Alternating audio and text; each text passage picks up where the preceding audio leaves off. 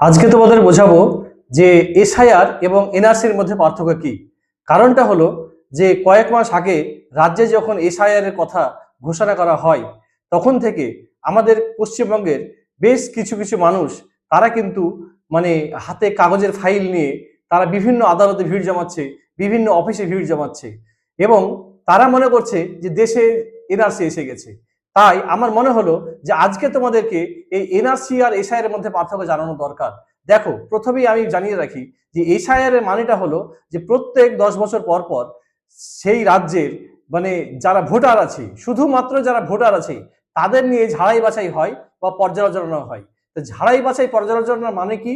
মানেটা হলো যে তোমাদের এলাকাতে বা তোমাদের বাড়িতে যদি কোনো ভোটার মারা যায় তাদের নামটা ভোটার লিস্ট থেকে বাদ যায়, ভোটার কার্ডটাও বাদ করা হয়।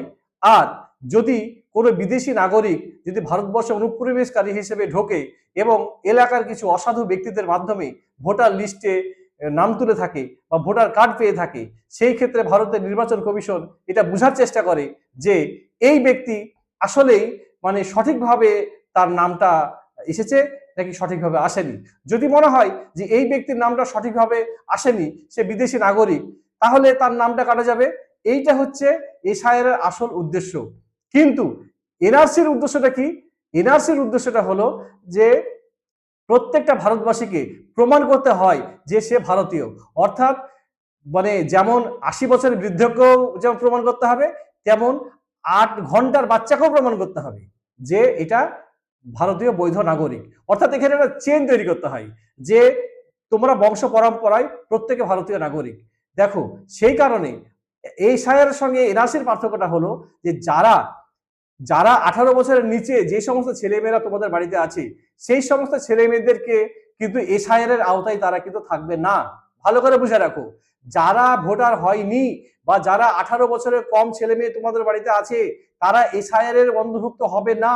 কারণ শুধু এসআইআর এ শুধুমাত্র পর্যালোচনা করা হয় ভোটারদের নিয়ে, অর্থাৎ ভোট কাদের হয় 18 বছর বা 18 বছরের বেশি তাদের। তাই নাবালক নাবালিকাদের নিয়ে এসআইআর এ কোনো পর্যালোচনা করা হয় না।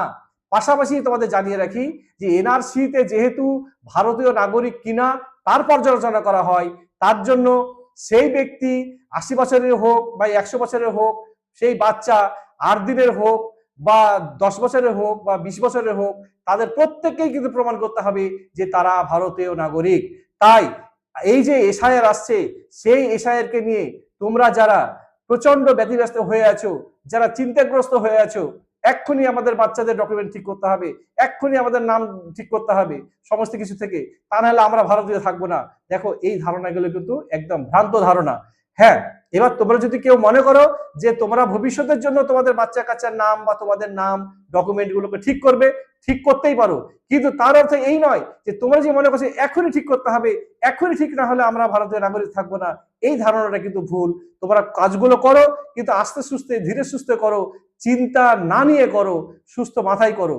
আর আরেকটা কথা তোমাদের জানিয়ে রাখি যে এনআরসিটা একমাত্র ভারতবর্ষের যে যতগুলো অঙ্গরাজ্য আছে শুধুমাত্র আসামেই এখনো পর্যন্ত হয়েছে।